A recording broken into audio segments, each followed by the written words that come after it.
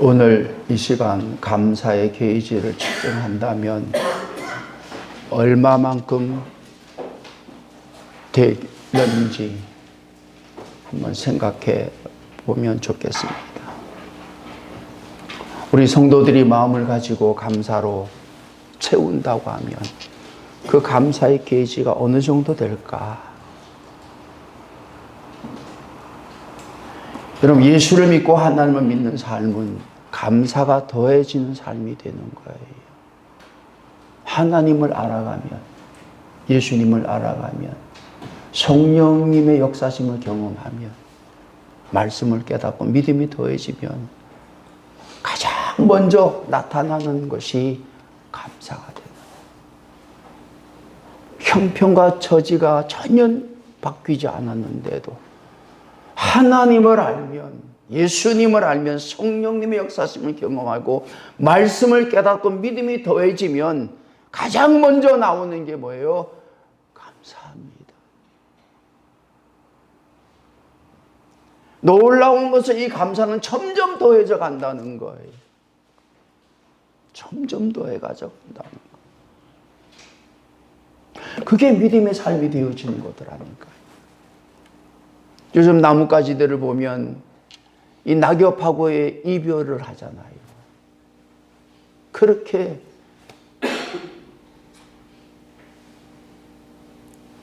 한 시절을 함께했던, 붙어 있었던 그 나무 잎들이 한순간 다 떨어져 가지만 앙상하게 남아있는 모습을 보잖아요.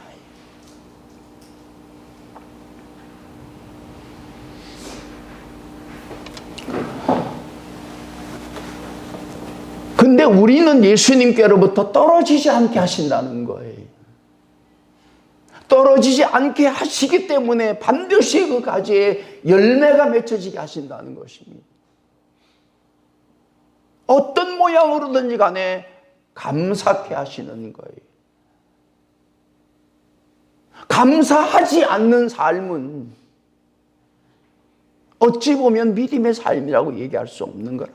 믿는다고 하지만은, 정말 믿는다고 하면 감사가 나와야 되는 거라니. 왜? 하나님, 예수님, 성령님은 우리로 감사케 하시는 분이 되어진, 우리 자신을 감사할 수 없는 사람을 감사하는 사람으로 바꾸어 놓으신다는, 깨닫게 하시고 알리게 하신다는. 눈에 보이는 것에 대한 감사가 아니라 보이지 아니하는 것에 대한 감사가 어떤 것인지를 알게 하신다는. 눈에 보이는 것은 잠시입니다, 여러분. 눈에 보이지 않는 세상이 있기에 그 세상을 살아가게 하시려고 우리로 영의 사람이 되게 하셔서, 자녀가 되게 하셔서, 믿음의 사람이 되게 하셔서, 구원을 받게 하셔서 영생의 소망을 가지고 살아가게 하심에 대해서 죽음의 때가 가까이 오면 가까이 올수록 정말 감사하다. 제가 요즘 가끔 나이 드신 분들을 가만히 보면, 이분들을 천국에 가서 어떻게 살까? 요양원에 가면 사람의 모습이라고 얘기할 수 없는 분들이 많잖아요. 저분들이 어떤 모습으로 천국에 가서 살까?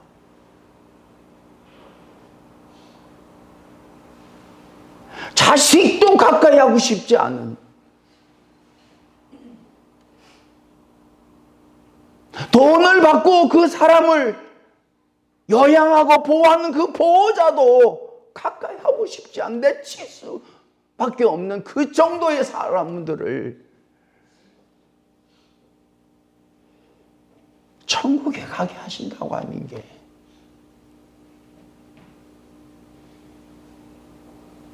어떻게 살 수 있을까? 그곳에서, 요양원에서 저렇게 사는데.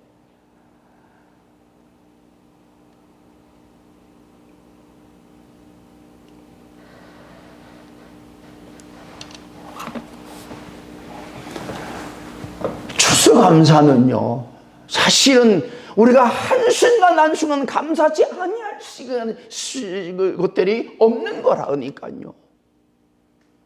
매 순간 우리가 알고 있는 것보다 알고 있지 못하는 일들로 인하여 살고 있기 때문에, 그래서 추수감사주의를 정해서 이날만큼 우리가 공개적으로 감사하게 하신 거라니까. 곡식 잘 되게 해주셔서 감사합니다. No.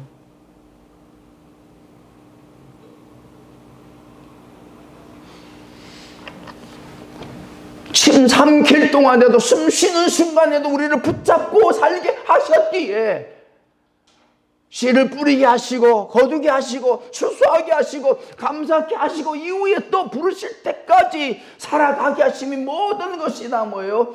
감사가 되는 거다. 감사가 되는. 한두 가지가 아닌 우리가 알지 못하는 그 일들을 이루시고 지키시고 보호하시고 인도하여 주시고 막아주시고 붙들어 주셨기에, 피하게 하셨기에 이렇게 살아가는 일들이 되어지는 것들. 사실은 알고 보면 우리는 거의 무방비 상태예요. 뭐 알아서 한다고 하지만은 무방비 상태란, 사단과 마귀와 귀신들이 작정하고 우리를 노리면 원샷입니다, 여러분. 한 방에 간단 말이에요.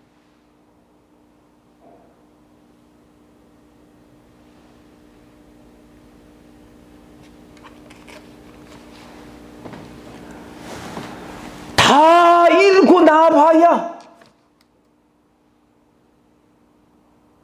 그때야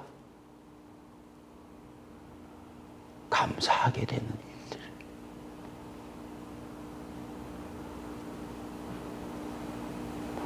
무엇에 대해서 감사해야 되는지를 알아가게 하시는 거예요. 가지고 있었던, 누리고 있었던 물질에 대해 감사? 아니요. 우리의 믿음의 사람들의 감사의 조건은 하나님입니다, 여러분. 하나님입니다. 하나님 감사합니다. 뭐 주셔서, 이루셔서, 이렇게 하셔서 감사한 게 아니라 하나님 감사합니다. 하나님 존재 자체가 믿는 자에게 있어서는 감사요, 감사요. 왜? 하나님이 계시기에 내가 있는 존재하는 것이니.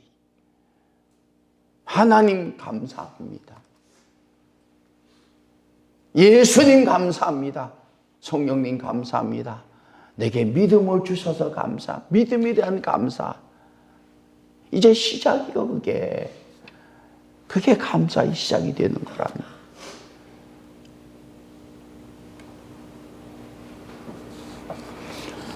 그래서 믿는 사람들은 감사치 아니할 수가 없는 거예요.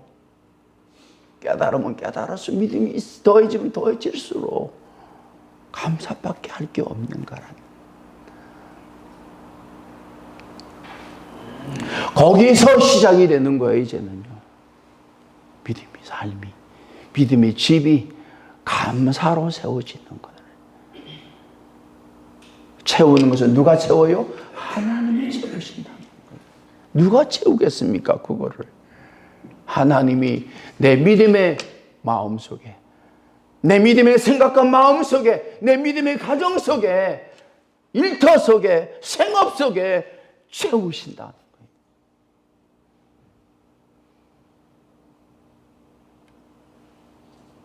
지키신다는 거예요. 돌보신다는 거예요. 어떻게 돌아가는지 알게 하신다는 거예요.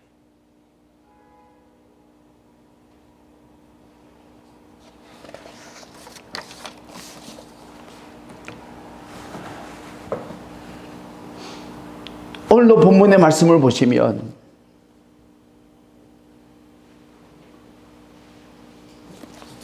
무리 중에서 한 사람이 예수님께 와서 꿇어 엎드려 이르되, 주여, 내 아들을 불쌍히 여기소서. 그가 간질로 심히 고생하여 자주 불에도 넘어지며 물에도 넘어지는지라.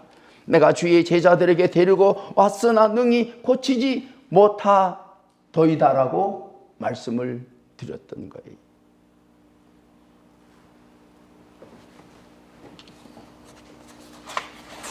이 사람의 문제는 아들의 문제였습니다. 얼마나 가지고 있는지고 가지고 살는지는 모르겠지만은 이 아버지의 문제는, 아버지의 걱정은, 아버지의 염려는 아들의 문제였다. 이 아들이 간질병이 걸렸. 그냥 난데없이 발작을 해서, 발작하는 사람이 뭐 알고 발작을 합니까? 물이 됐든 불이 됐든 그냥 넘어지고 발작을 일으키는 것이, 그다 죽는 거요. 죽는 거예요. 한시도 마음을 놓을 수 없는. 얼마나 이 아들의 병을 고치기 위하여 노력했겠습니까? 근데 안 됐던 거예요. 안 됐던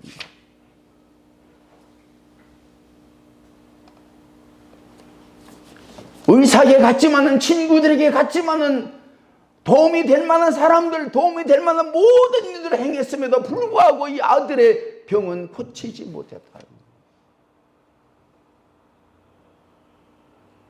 근데 이 사람의 마음속에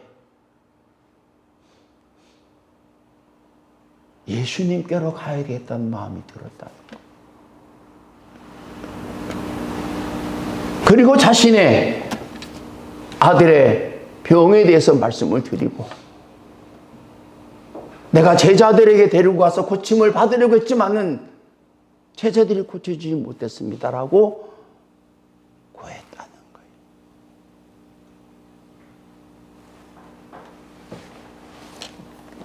예수를 믿는 제자들에게 가서 고쳐달라고 했는데 고치지 못했을 때는 그 제자들로 말미암아 예수님에 대한 불신까지 가질 수 있는 거였어요. 근데 이 사람은 그렇게 생각하지 않았다니까. 제자들은 고치지 못했지만 예수님은 고칠 수 있을 것이라는 마음을 가지고, 생각을 가지고 예수님께로 왔다는 거예요, 여러분. 이게 중요한 겁니다, 여러분. 예수 믿는 사람들 때문에 예수님이 그 어떠한 모습으로 보여진다 하더라도 예수님을 직접 만나야 되는 거예요. 왜? 그 사람들과 예수님하고는 다르기 때문에. 제가 사후복음서를 계속해서 직접 들어보니까 바울 얘기하고 또 다르더라고요. 제자들의 얘기하고 또 다르더라고요. 그래서 직접 이 예수님 말씀을 들으면 들을수록 예수님에 대해서 믿음이 생겨요. 자꾸 믿고 싶은 거예요. 지난주에도 제가 말씀을 드렸잖아요. 예수를 믿지 말라고 하는 사람을 믿겠습니까? 예수를 믿으라고 말씀하신 예수님을 믿겠습니까? 예수님을 모르는 사람들은 헷갈릴 수 있어요. 아니, 예수님은 말씀은 깨달음도 없고, 믿지 않는 사람은, 믿지 말라고 하는 사람들이 보기에 신뢰할 만한 사람이라고 하면 그 사람 말을 믿는다니까요. 안 믿어, 예수님을요. 근데 예수님을 알면 사람을 믿겠냐고요. 그 선을 넘어가는 거예요, 믿는 사람들은요. 베드로처럼 내가 사람을 기쁘게 하겠냐, 하나님을 기쁘게 하겠냐. 내가 사람을 믿겠느냐, 예수님을 믿겠느냐, 예수님을 보내신 하나님을 믿겠느냐. 너희들이 생각해보라.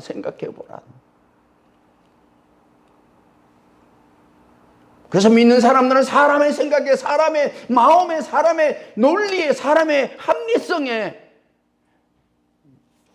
흔들리지 않는다니까요. 흔들리지 않는다니. 왜 예수님 말씀을 들어야 됩니까? 그분이 어떤 분임을 알고,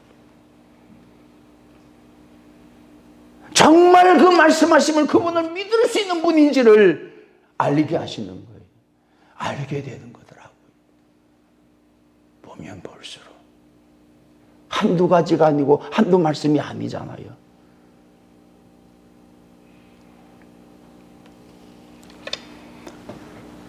그분은 죽지 않았습니다. 죽여도 다시 살아나고 부활하셨어요. 그리고 다시 심판하러 오신다고 말씀하셨어요. 그분의 말씀과 행하심을 보면, 2000년 동안 이 일들을 보면 그럴 것 같아.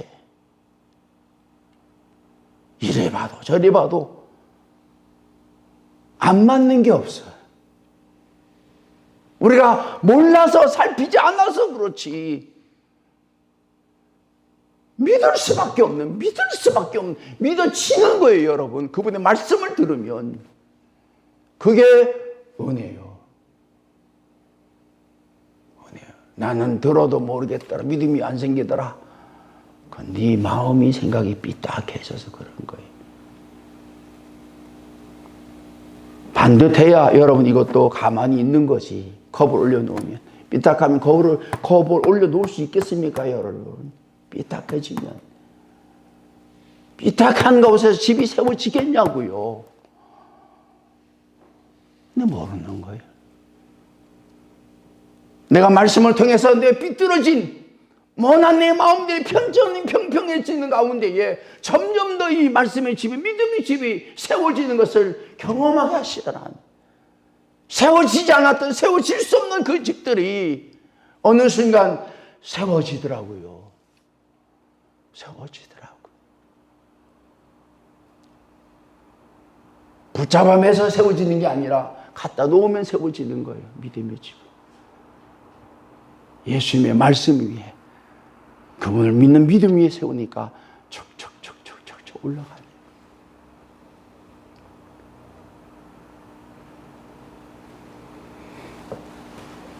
그래서 예수님께 나오는 것입니다. 나오라고 하신 거예요. 수고하고 무거운 짐진 자들아 다 내게로 오라. 내가 너희를 쉬게 하리라.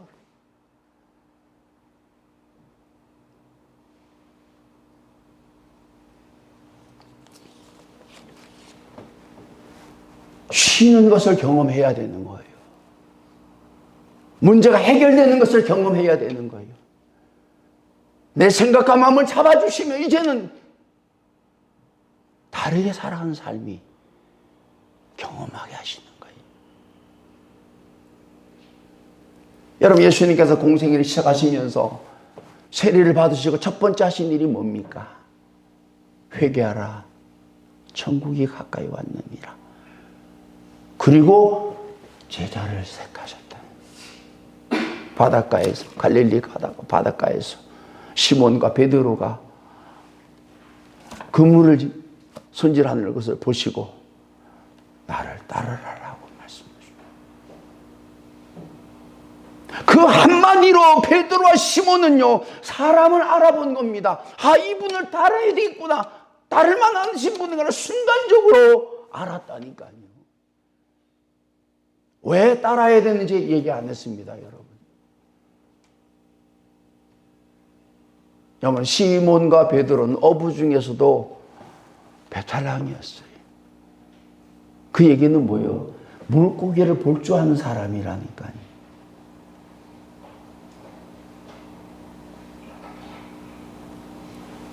그물을 던져서 그물을 땡기면 이 고기가 얼마나 잘 잡혔는지, 어떤 고기인지를 전부 다 알 수 있는 사람들이었다니까요.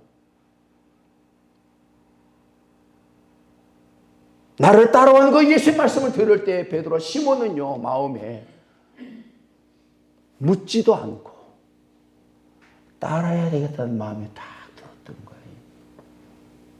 그리고 자기의 배를 두고 그물을 버려두고 따른 거예요. 재산이에요. 자기의 경력이에요, 그게. 근데 그것 따지지 않아요. 이분을 따라야 되겠다는 마음으로 따랐다. 나를 따라온 그 말씀 속에는요, 내가 너를 어부보다 더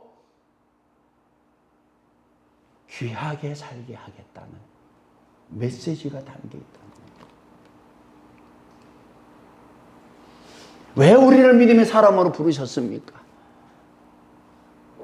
믿음으로 살아가게 하셔서 감사하게 하시고, 우리가 누릴 수 없는, 얻을 수 없는, 가질 수 없는 것들을 가지고 누리고 얻게 하시려고, 그리고 감사하게 하시려고, 그 감사도 영원한 감사가 되게 하시려고 우리를 믿는 사람이 되게 하셨더라고요.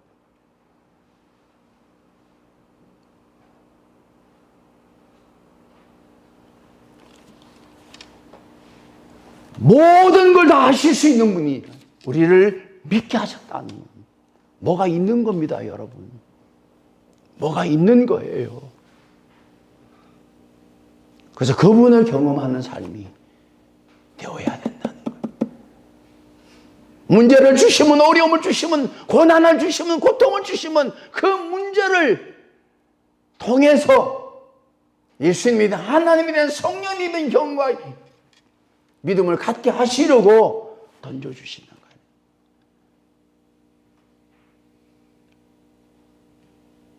얼마나 감사해요. 이 정도 믿었으면은 이제는요, 선을 넘어야 됩니다, 여러분. 다시 돌아갈 수 없는 선을 넘어버려야 돼요. 왔다 갔다 하는 게 아니에요, 여러분. 왔다 갔다 하는 게 아니라니까요.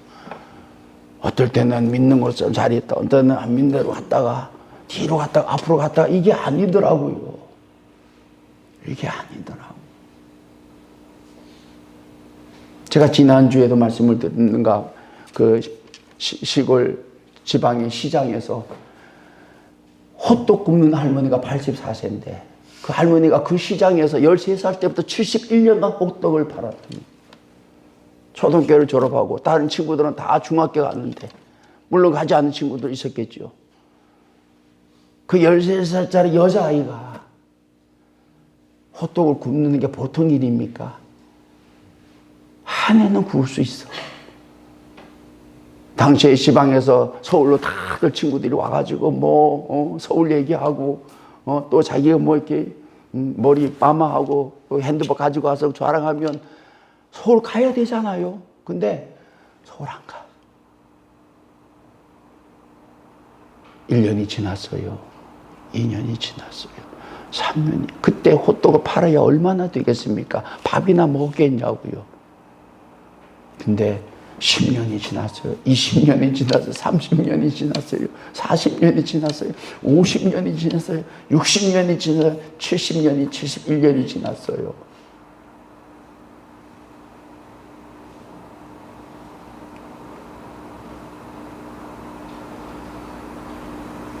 아마 초등학교 동창 중에서는 거의 상위 그룹에 속해 보통 사람이 아니에요. 보통 사람이 아니에요.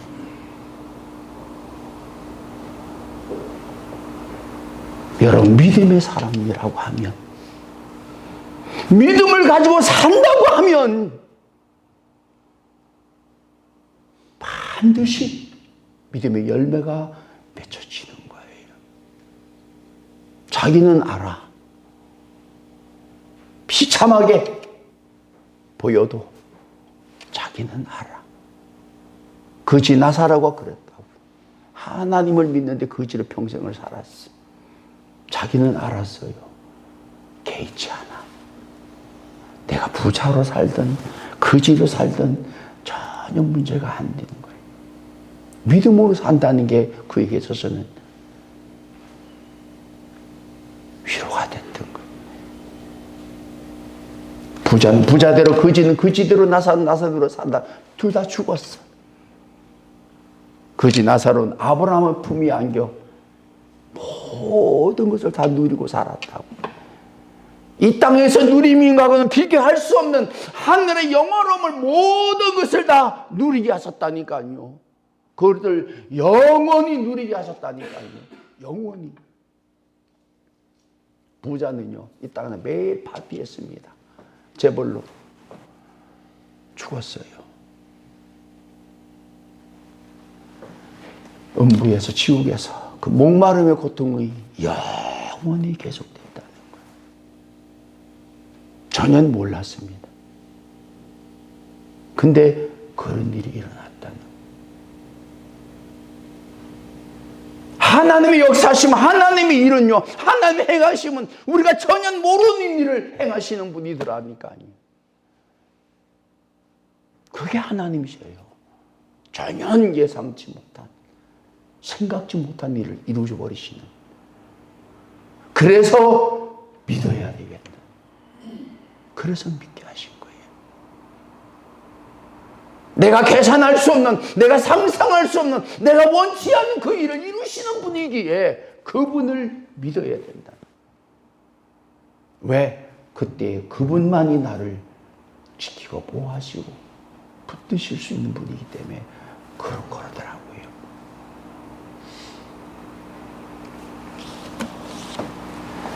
예수님께서 말씀하십니다. 믿음이 없고 패역한 세대여, 내가 얼마나 너희와 함께 있으며 얼마나 너희에게 참으리요 그를 이리로 데려오라고 하셨습니다.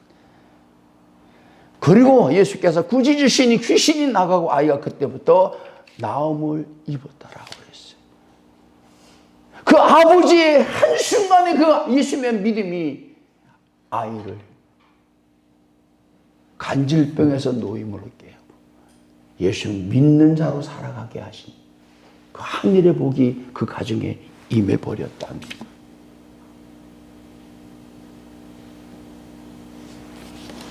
예수님께서는 세대에 대해서 그렇게 말씀하셨습니다. 믿음이 없고 패역한 세대라고 했어요.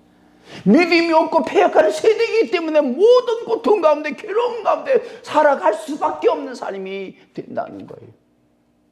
여러분, 우리나라도 그렇습니다. 어떤 나라든지 그래요. 소득이 오르면 오를수록 사실은요, 믿음이 없는 거예요. 패역해질 수밖에 없다니까요. 부패할 수밖에 없고 타락할 수밖에 없고 겉으로는 번지르한데 다 그게 뭐예요? 패역해져 간다는 거예요.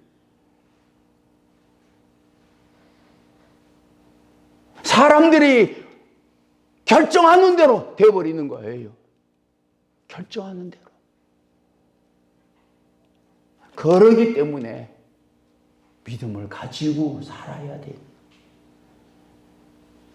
믿음이 없고 패역한 세대일수록 점점 더 고통과 괴로움과 문제들이 더해가는 삶을 살아갈 수밖에 없단 말이에요.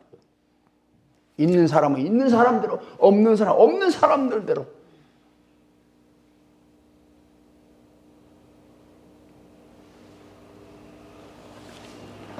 TV 드라마처럼요, 겉은 아주 해피한 것 같아.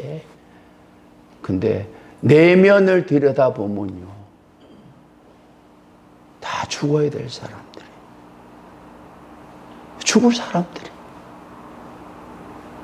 제 눈에는 죽을 사람과 죽을 사람밖에 안 보이는 거예요. 믿는 사람만이 살아있는 거예요. 제 눈에는 그렇게 보여요. 이제 죽을 사람이구나. 죽을 사람. 제가 보고 살잖아요. 지금도. 어제 죽은 사람이 있습니다. 오늘 죽어갈 사람이 있어요. 내일 죽을 사람이 있어요. 시간은 이렇게 흘러가는 거예요. 어제와 오늘과 내일로. 셋 중에 하나요. 우리가 어떤 요일에 죽을는지 몰라요. 월요일에 죽을는지, 화요일에 죽을는지, 수요일에 죽을는지, 목요일에 죽을는지, 어떤 요일에 죽으면 그게 무슨 문제가 있겠습니까, 여러분? 근데 우리의 죽음은 어제 죽은 사람 중에, 오늘 죽어가는 사람 중에, 내일 죽을 사람 중에 딱 있다는 거예요. 그날이 딱 되면 셋 중에 하나가 딱 들어가는 거예요. 내일 죽을 사람이 오늘 죽음으로 돈다는 거예요. 오늘 죽은 사람은 어제 죽은 사람으로 간다는 거예요. 카운트할 시간도 없이 계속해서 가는 겁니다, 여러분. 계속해서 가는 거예요. 어제도 화장장에서는 화장대에서 다 유골이 된 사람들, 오늘도 지금 불태워지고 있고 내일도 불태워질 거라니까요. 그렇게 간다니까요. 밀려간다니까요. 여러분, 이 믿음이 없고 패역한 세대에서 정말로 믿음으로 살아야 되겠구나. 그걸 우리에게 알게 하시는 거예요.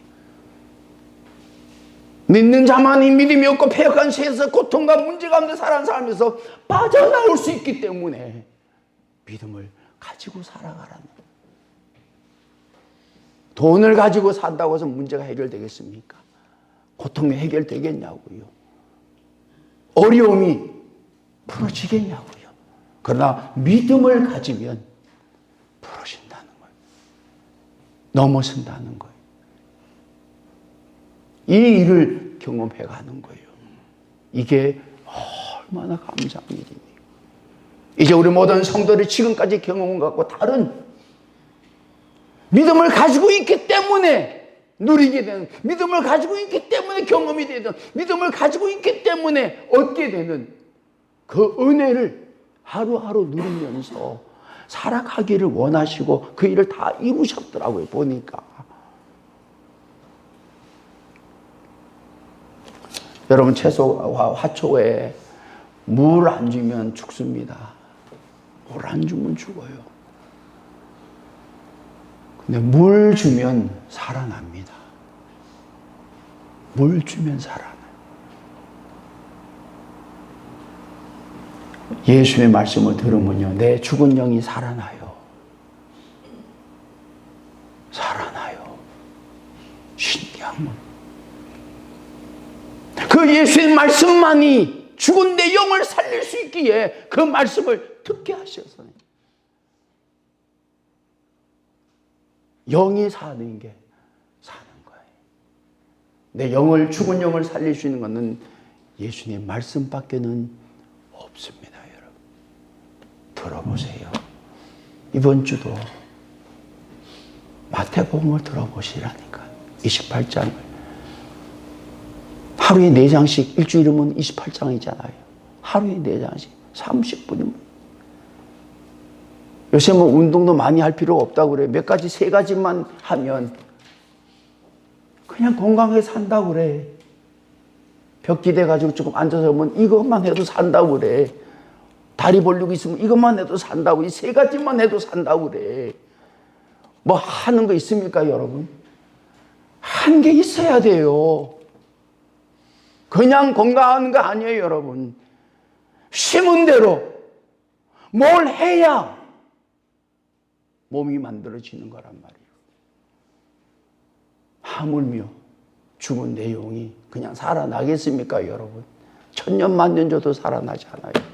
근데 말씀을 들으면 영이 살아나는, 영이 살아나는, 영이 살아나더라니까요.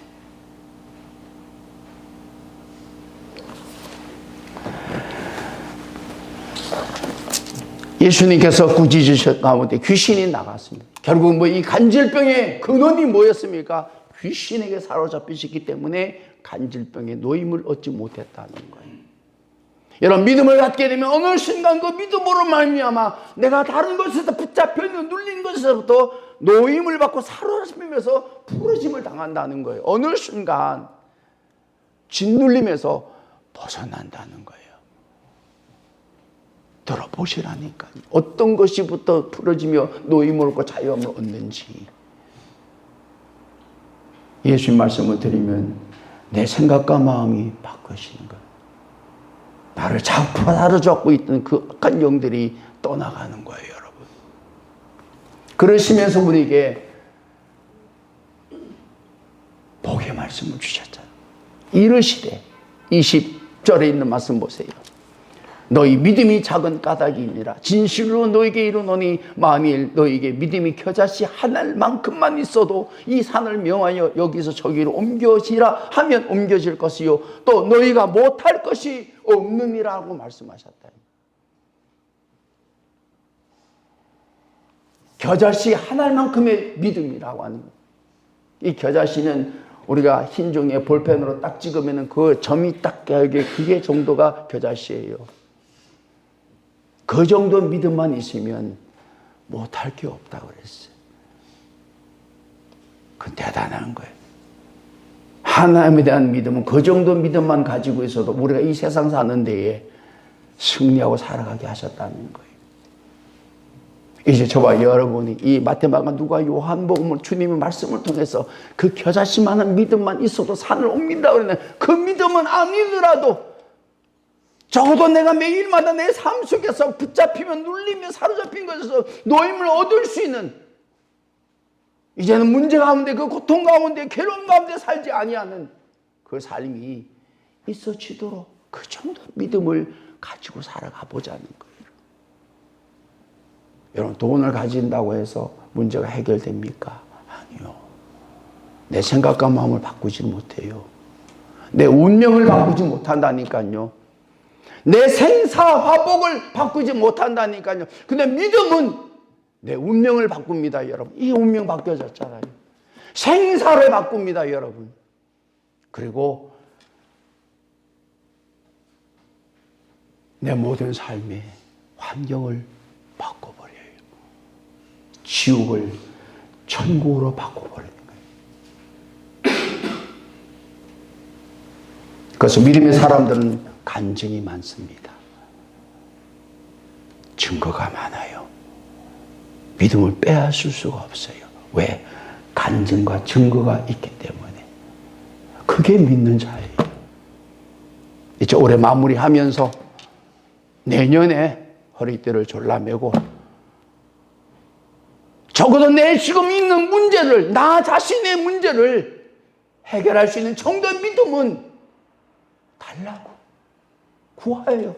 그 믿음을 가지고 내년에는 다르게 살아갈 수 있는 은혜가 우리 모든 성도들 가운데 있어지기를 축원합니다. 기도하십시다. 하나님 아버지, 눈에 보이는 것에 대한 감사가 아니라 보이지 않는 것에는 감사가 되게 하소서. 근본적으로 우리 생각과 마음의 변화로 말미암아 해결하지 못한 고통 가운데 있는 문제들을 믿음으로 해결해 주시는 은혜를 경험하고 그 은혜를 증거하고 간증하고 살기를 원합니다. 내 믿음이 어느 정도인가를 알게 하시고 그 믿음을 키워가는 은혜도 있게 하여 주시옵소서. 그 믿음이 커감한 것만큼 응답하심을 경험하게 하여 주시고 믿음에 대한 소망을 가지고 살아가는 가운데에 믿음이 장성한 분량에 이르러 내 모든 삶의 문제를 넉넉하게 이겨나가는 가운데에 감사하는 삶이 되게 하여 주시옵소서. 예수님의 이름으로 기도하옵나이다. 아멘.